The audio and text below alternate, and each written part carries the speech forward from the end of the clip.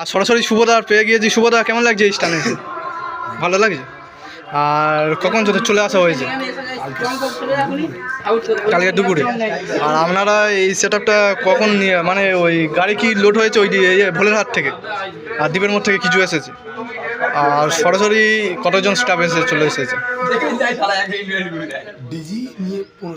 DG নিয়ে 15 জন আছে।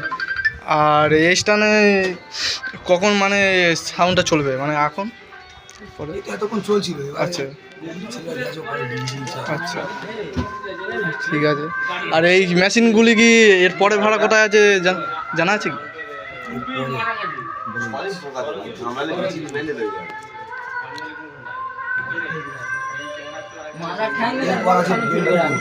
এরপরে আছে বেলপুকুর। ফুল সেট আপ আছে কি? 20 পিসই আছে বেলপুকুরে।